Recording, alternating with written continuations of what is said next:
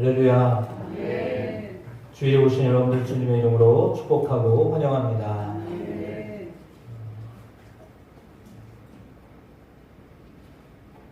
중학교 1학년 때 합창대회가 있어가지고 독창을 한 적이 있습니다. 독창을 했는데 강당이 그래도 꽤 모였어요. 저희 학년이 거의 다 모였었으니까 강당에 모였는데 노래를 하다가 갑자기 하얘지는 거예요. 제가 어떻게 됐겠어요? 엄청 쪽팔렸어요. 왜냐면 가사를 잊어버려가지고 한두 번이 아닙니다. 중학교 때도 중학교 때가 아니라 초등학교 때였던 것 같습니다. 기억이 정확하게 안 나는데 교회에서 뮤지컬을 했거든요. 뮤지컬을 하는데 가사가 생각이 안 나가지고 어떻게 했는지 기억이 안 납니다. 제가 그 뒤로는 혼자서는 절대로 안 한다. 노래라고 다 노래가 아니고 그렇더라고요. 안 좋은 추억이 있습니다. 그래서 제가 군대를 가야 되는데 물론 방위군 출신이지만 군대 가야 되는데 군대 가면 다 노래를 시킨다고 그러잖아요. 그래가지고 또 뭐 저는 교회만 다녔는데 가요를 알아야죠. 물론 종종 친구들이랑 노래방 가긴 했지만 뭐 줄차는 거 그거를 외우는 것도 하나도 없고 그래가지고 무슨 노래를 외워야 되나 막 이러는 상황이 있었는데 누구 건지도 모르고 뭐 바이섬 뭐 이런 거 한두 곡 준비해 놓은 게 있었거든요. 근데 군대 갔는데 안 시키더라고요. 그때 만반의 준비를 다 했는데 안 시켜가지고 참 되게 서운했습니다. 물론 그렇다고 뭐 다 외운 게 아니라 지금도 모릅니다. 찬송가도 잘 못 외우는데 뭐 가요를 뭐 외우겠습니까? 그러나 노래를 한다는 것은 참으로 기쁜 일입니다. 물론 잘하면 더 기쁘죠. 예를 들어서 음치에게 노래를 시킨다 그러면 참 그것처럼 곤욕인 일이 없을 겁니다. 근데 걱정이 없는 것이 뭐라고 하는 거 아니고요. 혹시 이 중에 음치가 계시면 양해를 하고 들으세요. 다 음이 똑같아요. 그래가지고 그냥 한으로 하니까 걱정은 없을 것 같아요. 물론 이제 가사가 문제가 되겠지만 한음으로 계속 하니까 문제는 안 될 것 같은데 노래가 어떤 분에게는 힘든 일이 될 수 있고 어떤 분에게는 자랑거리가 될 수도 있고 다 다릅니다. 근데 우리가 노래를 한다라고 하는 것은 슬프면 노래를 하기도 하고 기뻐도 노래를 하기도 합니다. 주일은 사실은 작은 부활절이기 때문에 주일날만큼은 기쁨으로 주님을 노래하고 이렇게 나아갈 수 있는 여러분이 되어주시기를 주님의 이름으로 축복합니다. 오늘 시편의 말씀이 그것을 우리에게 알려주고 있습니다. 함께 찬양했던 것처럼 온 땅의 주를 찬양하라. 날마다 주를 찬양하세. 주의 기사와 주의 영광 온 땅에 널리 알려졌네. 왜 그럴까요? 오늘 가사의 내용과 비슷합니다. 위대한 주님이시기 때문입니다. 위대한 주님 앞에 서면 노래가 나오고 즐겁게 즐거운 마음을 갖게 됩니다. 진심으로 하는 사람이 있을 것 같은데 진심으로 북녘 땅에도 그 삼부자 체제를 찬양하는 사람들이 있습니다. 정말 진심인 것 같아요. 왜냐하면 그 노래를 하면서 눈물을 흘리거든요. 그럼 그 뭐냐면 진심이라는 거예요. 그러니까 우리가 볼 때는 아닌데 그들은 진심으로 여겨요. 그러니까 진심으로 여겨서 찬양을 해요. 사실은 아닌데 진심이 나와서 노래를 해요. 찬양을 해요. 대단하지 않아요? 그러니까 그건 뭐냐면 노래하는 사람의 마음의 문제라는 거예요. 노래를 받는 분, 찬양을 받는 분, 물론 우리 예수님과 성령님과 하나님은 전혀 문제가 되지 않는 분이에요. 그래서 우리가 노래를 하고 찬양을 하는 것이 마땅한 겁니다. 주일날 여러분의 상태, 여러분의 환경이 그다지 찬양을 할 만한 환경이 아닐 수도 있습니다. 주일임에도 불구하고 기쁜 마음이 아닐 수도 있습니다. 왜냐하면 때로는 여러분의 상황이 노래할 상황이 아닐 수도 있기 때문에 그렇습니다. 그런데 오늘 말씀은 그럼에도 불구하고 기쁨으로 노래하라는 겁니다. 이게 하나님의 명령이에요. 그러니까 하나님의 명령인데 그러면 어떻게 노래를 하라라고 말씀하고 있는 거냐면 세 가지 형태로 노래를 해야 합니다. 한번 보실까요? 1절 말씀입니다. 우리 함께 찬양했던 것처럼 온 땅이여 여호와께 즐거운 찬송을 부를지어다. 온 땅이여라고 했습니다. 온 땅이여라고 하면 온 세상을 말하겠죠. 온 세상은 주님을 여호와께 즐거운 찬송을 부를지어다라고 했습니다. 찬송을 부르는데 즐거운 찬송을 불러야 된다라고 했습니다. 이건 이제 권면이면서도 명령입니다. 시편 100편은 표제에 감사의 시라고 되어 있습니다. 그러니까 감사하는 마음으로 하나님께 노래를 해야 한다라고 하는 의미입니다. 그러니까 말씀드린 것처럼 여러분의 삶이 현실은 노래할 만한 그런 마음이 아닐 수도 있습니다. 감정적으로 여러분의 상황도 그렇지 않을 수도 있습니다. 그러나 하나님 앞에 나왔을 때는 그런 마음도 하나님 앞에 그대로 내어드리기도 하지만 또 한편으로는 즐거운 찬송을 불러라 라고 했습니다. 찬송은 어떻게 하죠? 속으로 하는 게 아니에요. 찬송을 어떻게 하는 거예요? 속으로 하는 게 아니에요. 입술로 하는 겁니다. 입으로 하는 것입니다. 그러니까 모르는 찬양을 여러분이 하실 때는 조금 답답하실 수도 있습니다. 모르는 곡을 또 하네. 오늘 선곡은 누가 한 거야? 뭐 이런 마음이 드실 수 있습니다. 좀 내가 아는 찬양 하면 안 되나? 예, 혹시 우리 어른들 중에 그런 생각을 더 많이 가지실 수 있습니다. 찬송가 좋은데 왜 요즘 것들은 그렇게 모르는 노래를 계속 부르는 거야? 매주 똑같은 거 하면 안 되나? 뭐 이런 마음이 드실 수도 있습니다.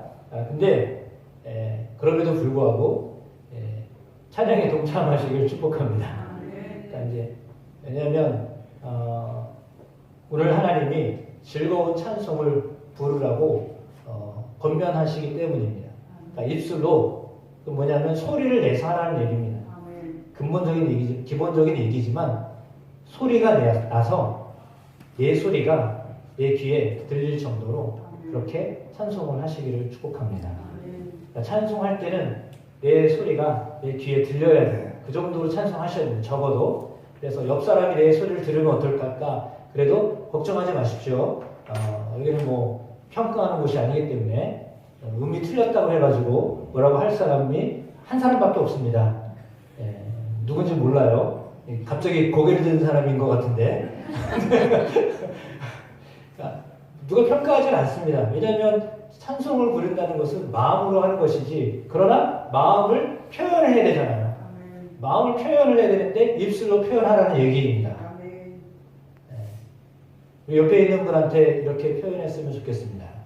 오늘따라 이뻐 보이세요. 표현하시라고요. 옆에 뭐 싸우셨어요? 두 분이 싸우셨어요? 옆에 분하고 하시라고. 아니 그리고 얼굴이 펴지잖아요 지금. 근데 전혀 모르는 사람처럼 앉아 있으면 좀 제가 보기에 너무 어색해 보여요. 그래가지고 여러분. 옆에 있는 분이 이쁘다고 말하면 짜증이 나나요? 네? 기분이 좋죠. 빈소리하고 있어. 이게 아니라 빈소리라도 그 말을 들으면 되게 좋아요. 옆에 분한테 이렇게 얘기하면 어떨까요? 웃는 상이세요. 해보세요. 남자분들은 싸우셨어요? 말씀 안 하시려고 좀 작정하신 것 같아요. 이쪽. 제가 지금 양쪽을 다 이렇게 보기가 어려워가지고 그런데. 웃는 상이셔야 됩니다. 웃는 상이 되시길 축복합니다. 지난주에 제가 간증했잖아요. 땅만 쳐다보고 사는 사람이에요. 땅만 보고 다니던 사람인데 제가 일부러 웃으려고 했어요. 그러다 보니까 그래도 저를 보는 사람이 울상은 아니라고 그래요. 웃는 상이라고 얘기하는 게 그게요 다 연습에서 나오는 거예요. 연습하셔야 돼요. 다른 사람한테 이렇게 웃는 상으로 보이셔야 돼요. 그래야 친근감 있게 다가가고 싶지. 이러고 있으면 근처 가기도 싫어요. 바람이 쌩쌩 부니까 옆에 있는 분한테 웃는 상을 펼치셔야 돼요. 자꾸 웃으셔야 돼요. 그러니까 실없는 사람이 되시길 축복합니다. 옆에 있는 사람 보고도 오늘 뭐 좋은 일이 있나 보다 이런 마음이 들 정도로 이렇게 웃게 되시길 축복합니다. 웃으면 뭐가 와요? 그 말은 뭐냐면요 복이 와서 웃는 게 아니에요. 그 말씀 사실 오늘 말씀의 결론과 똑같습니다. 기뻐하면 기뻐할 일이 생깁니다. 옆에 분한테 이렇게 말씀하세요. 기뻐하십시오. 기뻐할 일이 생깁니다. 정말입니다. 기뻐하셔야 기뻐할 일이 생깁니다. 똑같은 말입니다. 감사하셔야 감사할 일이 자꾸 보입니다. 같은 말입니다. 그러니까 감사하기 시작하면 작은 일도 감사가 됩니다. 발표해주셔서 감사합니다. 이런 감사가 돼요. 밟아주셔서 감사합니다. 이런 말이 돼요. 누가 밟혀서 고맙다고 얘기하는 사람이 어디 있겠어요? 밟아가지고 감사하다는 말이 어떻게 나오겠어요? 근데 미국 사람들은 제가 어려서부터 우리 원로 목사님 되신 이광호 목사님한테 배운 거 땡큐, 부딪혀도 땡큐, 밀쳐내도 땡큐, 다 고맙다는 거예요. 감사하다는 거예요. 그래서 잘 사는 것 같다고. 해석입니다. 자꾸 웃으시고 감사하시면 잘 살게 됩니다. 정말 그렇습니다. 그렇대잖아요. 지금 딱 울리지 않아요. 정확하게. 제 핸드폰이 아주 되게 영리해요. 그래가지고 기뻐하고 감사하시면 이렇게 울립니다. 다 이게 정확하게 이렇게 각본을 짜는 게 아닌데 이렇게 딱 울리잖아요. 어쩜 이렇게 하나님이 정확하신지 모르겠어요. 여러분 기쁨과 노래로 여호와 앞에 나가시길 축복합니다. 어떻게 하라고요? 입으로, 입술로 몰라도 그냥 자꾸 하셔야 됩니다. 하시기를 축복합니다. 자꾸 하셔야 됩니다. 2절에 보니까 기쁨으로 여호와를 섬기며 라고 되어 있습니다. 여호와를 섬기며. 섬긴다는 말을 요즘 잘 안 쓰는 말입니다. 근데 교회에서는 자주 사용하는 단어입니다. 그래서 섬김의 리더십 이런 이야기들이 있습니다. 섬겨라 라고 하는 말이 있습니다. 섬긴다는 말은 사실은 누구에게 적용되어지는 거냐면 하인과 종에게 적용되어지는 단어예요. 섬기는 누가 하는 거라고요? 하인과 종이 하는 거예요. 낮은 사람이 높은 사람에게 해드리는 거를 말하요. 그러면 섬긴다라는 말은 뭐냐면 반대로 말하면 자기를 마음껏 낮춰서 상대방을 높여준다라는 말입니다. 그러니까 하나님을 섬긴다라고 했습니다. 섬기는데 사실 섬긴다라고 하는 것은 여러분이 섬김을 받는 게 좋아요? 섬기는 게 좋아요? 솔직하게 얘기해 보세요. 섬기는 게 좋다. 손 들어보세요. 섬기는 게 좋다. 자신있게 드셔요. 네. 섬김을 받는 게 좋다. 자신있게 들잖아요. 이렇게. 네. 둘 다 좋으셔야 됩니다. 섬기는 것도 좋으셔야 되고 섬김을 받는 것도 좋으셔야 됩니다. 누군가 계속 섬겨주고 싶은데 하지 말라고 그러면 섬기는 사람 입장을 생각하지 않는 거예요.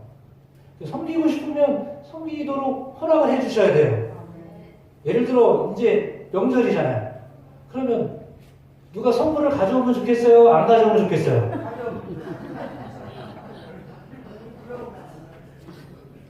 어떤 분은 머리가 너무 좋으셔가지고 가져오면 줘야 되니까 안 가져오면 좋겠대. 그거는 아니죠. 선물은 받으면 좋은 거잖아요.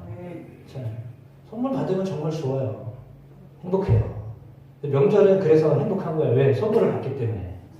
근데 선물을 주면서도 행복하거든요. 그 기쁨이 있어요.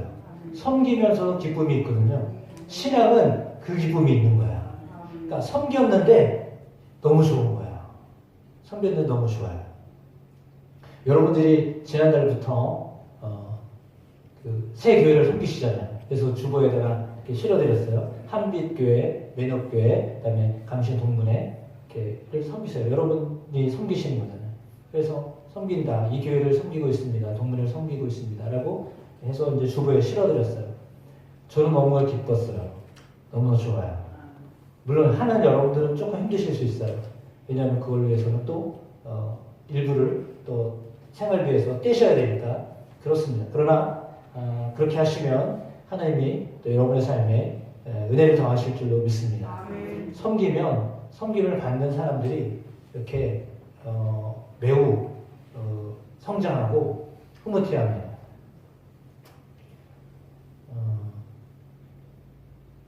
저를 섬겨주시는 분들이 있습니다. 그런데 그런 섬김을 해주시는 분들 때문에 말은 안 해도 굉장히 흐뭇합니다. 너무 좋습니다. 왜냐하면 섬김을 받는다는 것은요, 그만큼 대우해준다는 의미가 있거든요. 그러니까 상대방을 존중하고 대우한다는 의미입니다. 선물을 드린다는 것은 그만큼 생각하고 존중한다는 의미잖아요. 그러면 안 받고 안 주자 이것보다는 섬겨드리는 것이 그것이 의미가 있는 겁니다. 그래서 여러분도 하나님을 향하여서 섬기라고 했습니다. 근데 어떤 마음으로 섬기라고요? 기쁨으로 여호와를 섬겨라 라고 했습니다. 그러니까 기뻐하는 마음으로 여호와를 섬기며 노래하면서 2절 하반절은 어떻게 해요? 그의 앞에 나아갈지어다 라고 했습니다. 섬기는 것은 뭘로 섬기나요? 손으로 섬기는 겁니다. 그러니까 입술로 노래하면서 섬기고 손으로 섬기면서 손으로 일하는 거죠. 일은 다 손으로 하니까요. 손으로 섬기는 것입니다. 손으로 하는 모든 일들이 다 섬기는 것입니다. 이번 주 주일을 이때 예배 마치고 나서 식사를 우리가 하게 될 텐데 사실 생각을 할 때 이번 주는 주일날 식사 안 할 걸 나중에 생각을 했어요. 머리가 짧아가지고. 그래서 죄송해서 우리 성은정 집사님한테 죄송합니다. 그냥 안 하고 넘어갔어야 되는데 그랬더니 괜찮다고 하실 수 있다고 이렇게 하셨어요. 그래서 제가 덜 미안했어요. 왜냐면 그렇게라도 말을 하셨기 때문에 속은 아닌지 모르지만 저분은 속과 못이 똑같은 분이거든요. 제가 알기 때문에 그렇게 말씀해 주셔서 제가 너무나 감사했어요. 에이 목사님 좀 나 좀 빼주지 이랬으면 제가 얼마나 미안했는지 얼마나 무안했을 거야. 근데 그게 아니라 이렇게 했기 때문에 제가 너무 감사했어요. 물론 이번 주도 이렇게 청소도 하셨어요. 청소하신 분들이 오늘 다 안 나오셨어요. 어떻게 이렇게 같은 마음을 가지고 계시는지 모르겠어요. 두 분이 아주 똑같은 마음으로 안 나오셨어요. 근데 청소를 하셨어요. 금요일에 오셔가지고. 얼마나 감사한지 모르겠어요. 주일 못 나와도 섬겨주신 거예요. 그 섬김 때문에 우리가 기쁜 마음으로 오늘 예배를 드리는 거잖아요. 그런 겁니다. 그러니까 섬김은 손으로 하는 겁니다. 찾으셔서 하게 되시기를 축복합니다. 그러니까 여호와를 기쁨으로 섬기시기를 축복합니다. 그러니까 주방에서 섬겨주시는 겁니다. 주보를 나눠주면서 섬기는 겁니다. 옆에 사람 한 번 손잡아 주면서 섬기는 겁니다. 그것도 섬김입니다. 저는 그걸 잘 못해요. 집사람하고도 잘 안 돼요. 우리는 일어나도 남남처럼 일어나요. 뭐 일어났나? 뭐 이런 것 같아. 얼굴 표정이 별로야. 잘 잤어? 뭐 이런 건 얼마나 좋아요. 근데 참 거시기 해요. 이쯤에서 제가 또 다시 한번 재밌는 얘기를 한번 해야 될 것 같습니다. 제가 이 10편, 100편을 AI한테 물었어요. 어떻게 물었냐면 충청도식으로 바꿔줘. 이렇게 해가지고 AI한테 물었습니다. 네. 여러분이 상상하는 그거입니다. 상상한 그겁니다. 한번 들어보십시오. 제가 한 게 아니라 AI가 한 거예요. 약간 바꿨어요. 제가 조금 바꿨어요. 되게 쉬워요. 충청도는. 뭐만 붙이면 돼요? 유. 이거만 붙이면 돼요. 네, 기대해 보십시오. 온 세상 사람들이여 여호와께 신나게 노래 좀 해요. 기쁘게 하나님을 섬기고 노래하면서 그 앞으로 가요. 알아둬요. 여호와가 우리를 만드셨구만요. 우리는 그분 거식이요. 그분이 기르시는 양이구만요. 감사하는 마음으로 그물에 들어가고 찬송하는 마음으로 그 궁정에 들어가요. 여호와께 감사하고 그 이름을 찬송하세요. 여호와는 참말로 좋으신 분이요. 그 인자하심은 영원하시고 그 성실하심은 대대에 이어지네요. 충청도는 쉬운 것 같아요. 참 단순해요. 요만 붙이면 돼. 옆에 분한테 이렇게 얘기하시는데 멋지네요. 이러면 되는 거야. 엄청 쉬워요. 왜 이렇게 쉬운 걸 안 할까? 네. 옆에 분한테 매일 그렇게 하세요. 당신이 멋있어요. 이렇게 하세요. 해보세요. 제가 듣고 싶어서 그래요. 목사님 멋있어요. 할렐루야요.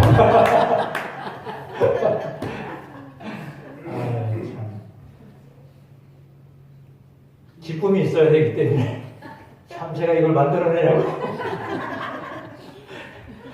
아시겠죠? 제 속이 얼마나 끓었을까. 기쁨과 노래로 여호와 앞에 찬양하시기를 축복합니다. 그 앞에 나아가야 된다고 했습니다. 그 앞에 나아간다는 것은 발로 나가는 겁니다. 그러니까요, 우리가 입술로 여호와를 찬양하고 몸으로 여호와를 섬기고 우리의 발로 여호와 앞에 나와야 됩니다. 오늘 주일인데 주일이지만 예배 못 드릴 분도 있잖아요. 우리 눈앞에 있잖아요. 계셔야 될 자리에 계시지 않는 분도 있어요. 상황에 따라서 예배 드리고 싶어야 예배 드리고 싶지만 예배 드리지 못하는 분도 있어요. 이 일 때문에 일터에 가는 분도 계셔. 뭐 누군가를 더 준비하려고 예배 시간 알지만 그 마음이 오죽하겠어요? 예배 못 드리는 분도 있어요. 어떤 사정 때문에 오늘 예배 드리지 못하는 분도 있어요. 예배를 드리고 싶겠죠. 근데 예배를 드리지 못하는 거예요. 그들의 마음이 어떻겠어요? 여러분은 두 발이 성에서 비록 우리 중에 뭐 지팡이를 짚고 오시는 어른도 계시지만 그럼에도 불구하고 오실 수 있다는 것만 해도 감사한 일입니다. 왜냐하면 이전에 나와서 여호와의 얼굴을 구하며 나아갈 수 있다는 것처럼 아주 좋은 일은 없기 때문입니다. 3절에 여호와가 우리의 하나님이신 줄을 너희는 알지어다 이렇게 말씀하고 있습니다. 여호와가 우리의 하나님이시다 라고 했습니다. 세상에 3대 종교가 있죠. 3대 종교가 뭐죠? 뭐 3대 종교, 5대 종교, 4대 종교 뭐 이러는데 비슷한 종교로 이야기하면 이슬람, 유대교, 기독교 이렇게 얘기하면 물론 불교도 껴줘야 되겠지만 뭐 힌두교도 넣어야 되겠고 뭐 종교를 따지자면 그렇습니다. 비슷한 종교로 따지자면 이슬람교, 기독교, 유대교 있습니다. 이 세 종교는 거의 비슷합니다. 계속 비슷하다고 배에 올리고 있어요. 그래서 비슷합니다. 그래가지고 이게 다 비슷하거든요. 그런데 그들이 섬기는 신이 사실은 한 하나님이어야 되는데 그 한 하나님을 다른 방식으로 그렇게 부르고 섬겨요. 특별히 이슬람에는 라마단이라고 하는 절기가 있어요. 들어보셨죠? 라마단이라는 절기가 있는데 그 라마단의 절기는요. 낮에는 이슬람 사람들이 낮에는 금식을 해요. 여러분 이슬람이 아닌 것을 축복합니다. 여러분 이슬람이었으면 금식하셔야 됩니다. 적어도 한 달은 금식해야 됩니다. 그래서 그들은 낮에는 금식해야 돼요. 근데 밤에는 엄청 잘 드셔요. 낮에는 금식합니다. 밤에는 조금씩 드십니다. 그리고 마지막 날이 축제입니다. 뭐 용어가 다 있는데 저도 잘 못 외워가지고 그냥 이렇게 간단하게 설명합니다. 그런데 금식할 때 그들은요 철저합니다. 한 말씀 드렸을 거예요. 제가 어느 날에 당신을 갔는데 운전하던 기사가 자기 기도할 시간이 됐대요. 다 내리라는 거야. 다 내렸어요. 비가 엄청 쏟아졌어요. 근데 돗자리를 깔더니 거기서 기도를 하는 거야. 자기는 기사예요. 그러면 우리들을 잘 인도하도록 그렇게 하고 그래야 되는데 자기가 기사지만 나는 알라에게 시간 맞춰 기도해야 된다.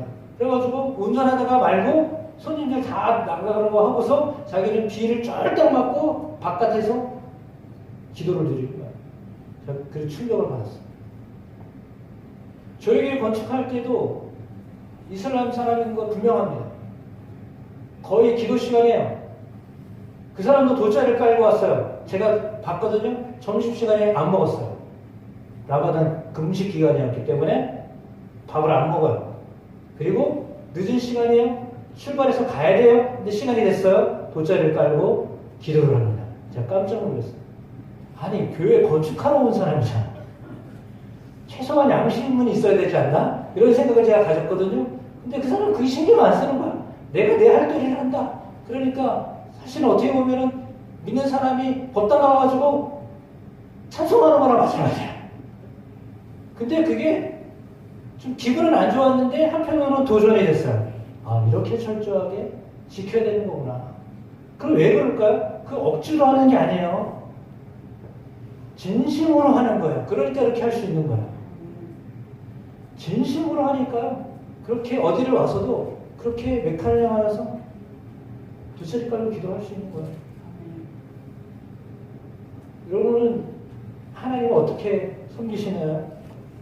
하나님은 우리의 구원자이세요. 우리의 창조자이세요. 우리를 기르시는 분이세요. 우리를 키우시는 분이세요. 우리는 그분의 백성이세요. 아까 장로님이 이 성경을 읽으시면서 기르시는 양이로다를 가르치시는 양이로다 이렇게 읽으셨어요. 근데 제가 보고서 맞는 말이야. 말씀으로 가르쳐 주시는 분이세요. 기른다는 거는 그냥 기르는 게 아니라 가르친다는 말이에요. 조금 다른 얘기지만 제사를 드릴 때 우리나라 제사를 드리잖아요. 설날에 제사 차례 드리잖아요. 차례 드릴 때 들어가는 곡식들이 있어요. 열매가 있어요. 뭐가 있어요? 대추가 있어요. 밤이 있어요. 꽃감이 있어요. 맞나요? 네. 저도 인터넷 봤어요. 왜냐면 저는 차례를 한 번도 들어본 적이 없기 때문에 저희 가족은 뭐 차례를 안 지내는 집안이기 때문에 몰라요. 근데 그걸 이제 인터넷에서 찾아봤어요. 그러면 왜 세 개를 넣나? 왜 대추를 넣고 왜 감을 넣고 왜 뭐요? 밤을 넣나? 왜 넣는 거예요? 아시는 분? 예? 그게 뭐예요? 그러니까 왜 넣는 거예요? 그거를? 예. 그러니까 그걸 왜 넣는 거예요? 아세요? 그것만 넣어도 돼요. 차례라고 하는 말은 본래 차례라고 하는 말은 고려 공민왕 때 들어온 이야기예요. 그때는요 관직이 높은 사람은 3대까지 조상을 섬겼어요. 사품종 이상인 사람들. 그러니까 높은 사람이 최대한 많이 섬겨도 3대까지 제사를 드리는 거예요. 그게 처음에 들어왔을 때 차례예요.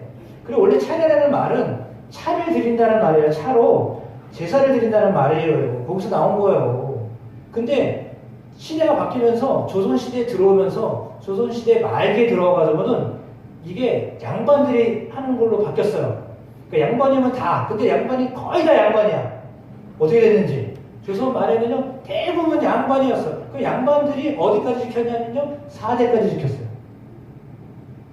3대가 4대로 바뀌었어요. 갑자기 바뀌었어. 그리고 모두가 다 양반이래. 그러니까 우리는 제사를 지내면 우리가 뭐라는 거예요? 우리는 양반이다. 이거를 나타내는 거야. 그러니까 우리가 제사를 드린다는 말은 뭐냐면 우리 집 잘 살아. 우리 집 괜찮은 집이야. 우리 집 양반이야. 이런 표시예요. 그래서 제사를 그렇게 드렸던 거예요. 표식이에요. 그러니까 제 해석이에요. 제가 해석할 때는 그렇게 해석이 되는 거야. 그러니까 차례를 시킨다. 더군다나 뭐 4대까지 시킨다. 뭐 심지어 6대까지 시킨다. 그러면 제사를 한 번만 드리는 게 아니에요. 4대를 드린다 그러면 절을 몇 번 해야 돼요? 2번 끝나는 게 아니에요. 2번씩 하면은 어떻게 돼요? 저 계산이 잘 안 되네 이거. 갑자기 애들이 들어와가지고 4대 2번씩이면 8번이에요. 2번씩 저랑 16번을 해야 돼. 그게 정성이에요. 근데 어떻게 해?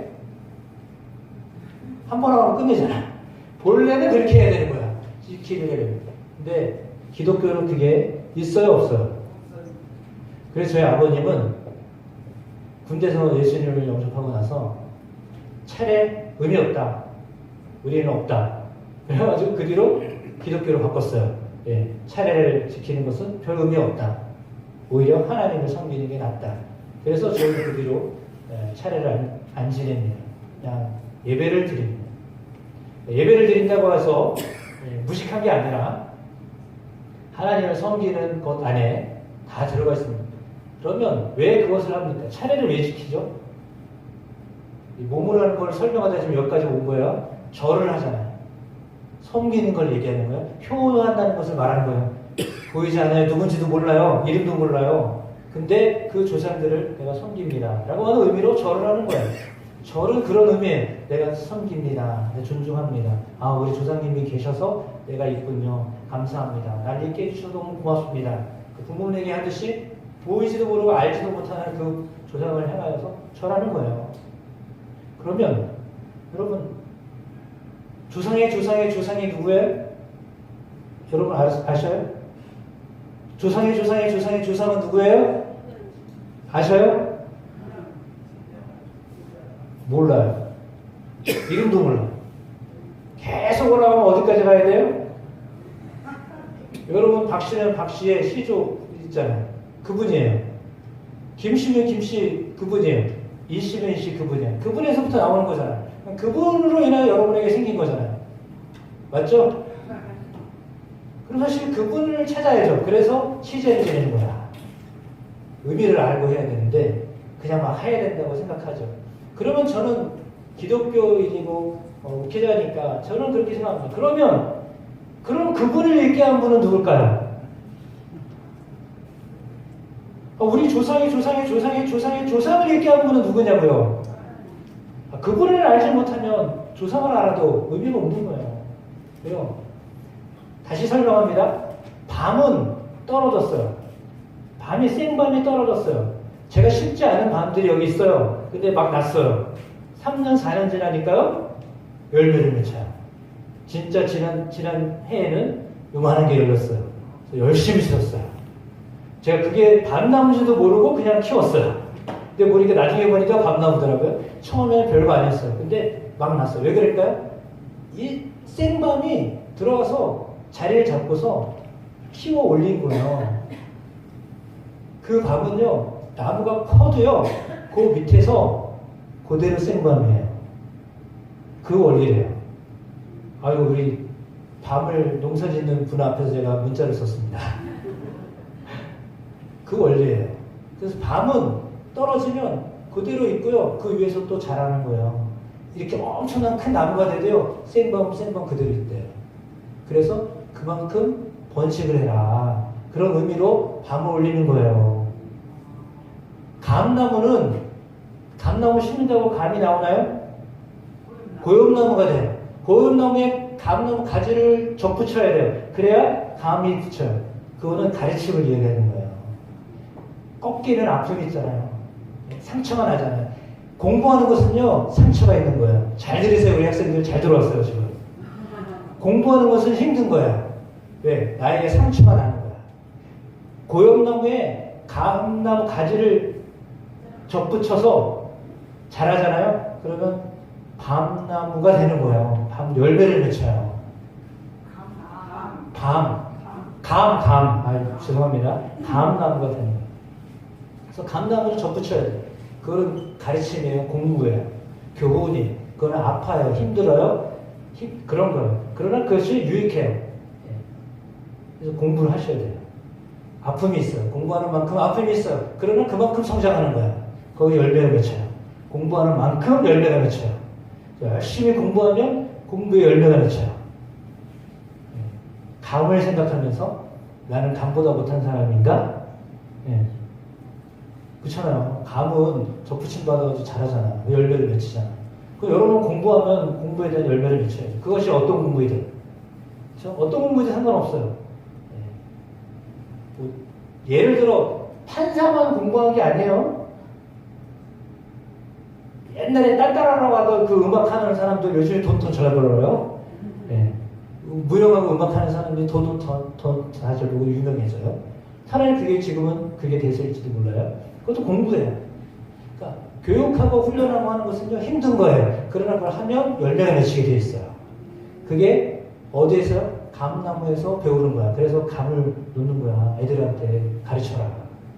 너희가 힘들어도 가르쳐라. 가르치는 건 어려워요. 그러나 힘들어도 가르치는 거야. 그러니까 힘들어도 배워야 되는 거야. 학생들 기억하세요? 요거 하나만 배워도 오늘 예배를 잘 들은 거야. 요 시간에 잘 들어왔기 때문에. 그리고 뭐가 있다고 그랬어요? 대추는 뭘까요? 대추는요 먹는 거 맞아요.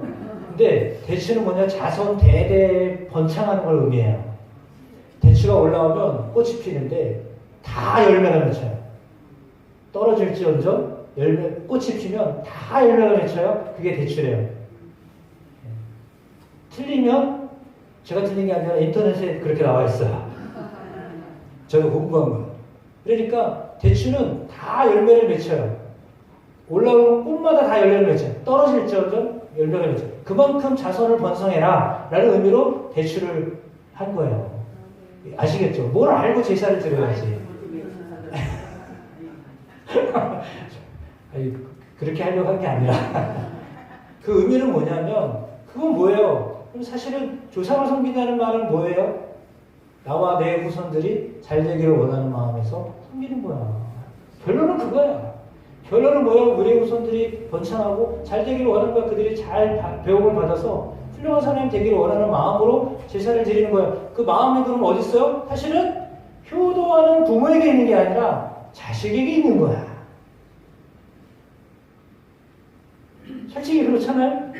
내가 부모에게 잘한다고 하는 것이 부모에게 있는 게 아니라요. 내 자식을 잘 키우려고 있는 거예요. 근데 자식은 그걸 잘 몰라요. 하나님이 우리를 하나님의 자녀로 잘 양육하기를 원하시는데 잘 크기를 원하는데 사실 우리는 자식의 길이라서 부모인 하나님의 마음을 몰라요. 왜 우리에게 예배를 드리려고 하는지, 왜 하나님이 우리에게 섬기라고 하는지, 왜 노래하라고 하는지 몰라요. 우리 잘 몰라요. 모르니까 힘들어요. 알면 좀 괜찮은데 모르니까 너무 힘들어요. 그렇잖아요. 여러분 노래를 해도 알는 거 하면 쉽잖아요. 근데 모르면 어려운 거야. 힘든 거야. 그러려면 교육을 하셔야지. 말씀드린 거죠. 이게 적용이 그대로 다 되는 거예요. 말씀은 아니지만 배우셔야 돼요. 자꾸 말씀도 배우시고 기도도 배우시고 찬양도 배우시고 섬김도 배우시고 계속 배우셔야 돼요. 신교도 배우시고 다 배우셔야 돼요. 그러면 여러분의 열매가 맺혀져요. 그 열매 맺는 것으로 인하여서 하나님께 영광이 되어지는 여러분 되시기를 주의 이름으로 축복합니다. 하나님은 선하시기 때문입니다. 하나님은 인자하시기 때문입니다. 하나님의 영원히 성실하신 분이시기 때문입니다. 그 하나님 여러분을 섬겨주십니다. 마지막 결론이 부모님이 자녀를 잘 섬겨요? 자녀가 부모님을 잘 섬겨요?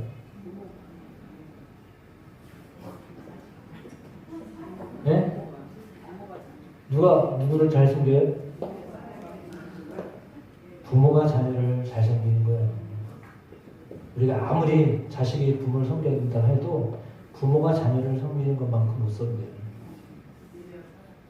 하나님 우리에게 은혜를 베푸시는 것에 비하면 우리가 섬기는 것은 진짜 아무것도 아닌 거 아니고 위대한 거지만 그러나 하나님 우리를 섬겨주시는 것에 비하면 그렇게 크지 않아요. 그때 그걸 어떻게 해야 되냐? 즐겁게 기쁘게 노래하며 섬기게 되는 여러분 되시기를 축복합니다. 그러면 섬김을 받으시는 하나님이 마음이 너무 좋으셔서 여러분에게 더 복을 내려주십니다. 그 말씀을 하려고 이해와 채권 말씀을 한 겁니다. 이 결론 짧은 날기를 하려고 여러분 안에 이번에 추석이래. 이렇게 빨리 끝내려니까 막 말이 헛나오잖아요. 지금. 설과 성의 수요일이 겹쳐져가지고 이걸 어떻게 해야 되나라고 하지만 새로운 출발을 한다고 생각하시고 내가 영적으로 새롭게 시작하고 또한 새 마음으로 시작한다라는 의미로 이번 주간에 여러분에게 새로운 출발이 되는 복 있는 주간 되어주시기를 주의 이름으로 축복합니다. 찬송하시겠습니다. 나주님의 기쁨 되기 원하네 찬양하시겠습니다. 오늘 설교를 좀 짧게 하려고 했는데 어떻게 더 길어졌습니다.